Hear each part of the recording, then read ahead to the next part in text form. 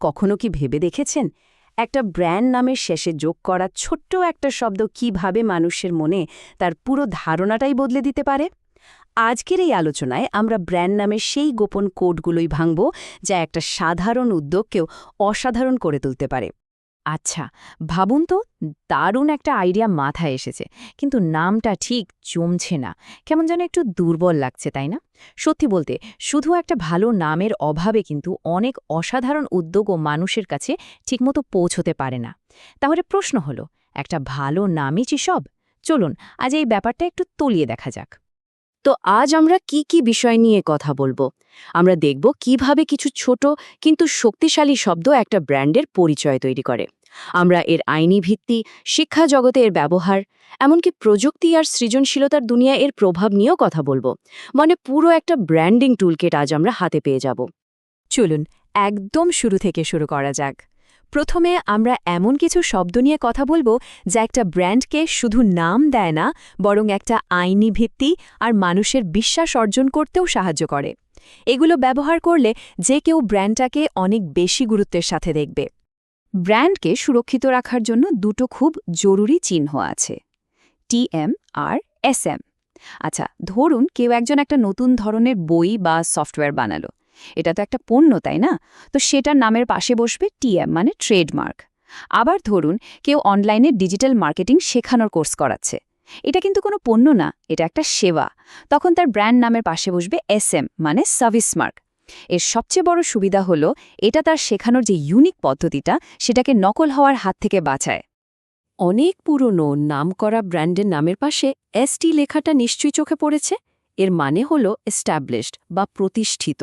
এই ছোট্ট শব্দটা কিন্তু চুপিসারে বলে দেয় যে ব্র্যান্ডটা অনেক দিনের পুরনো, অভিজ্ঞ এবং বিশ্বাসযোগ্য।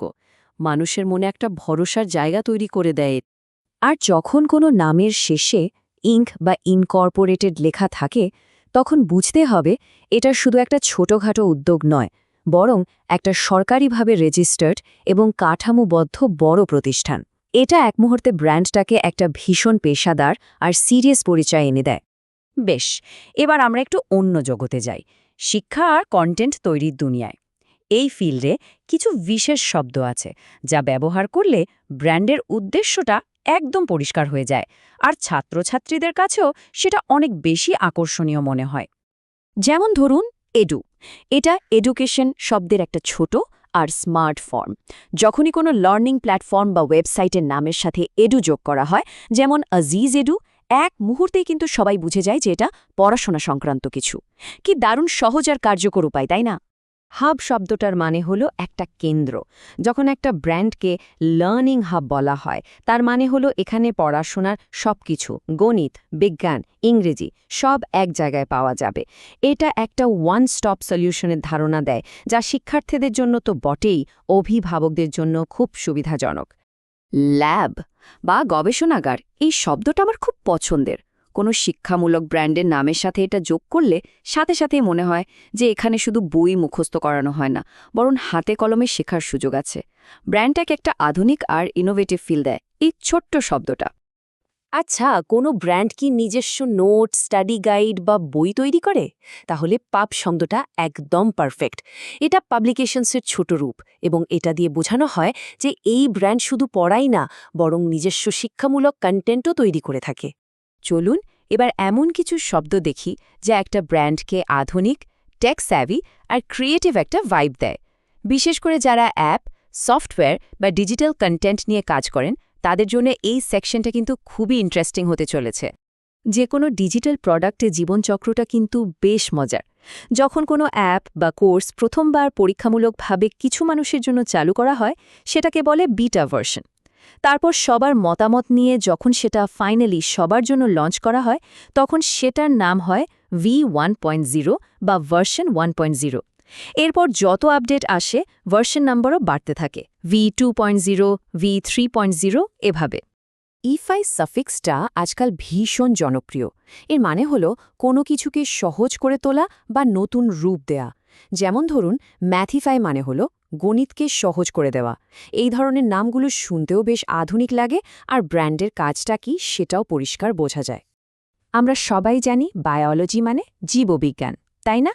তো অলজি শব্দটার মানে হলো কোনো বিষয়ে গভীর জ্ঞান বা পড়াশোনা।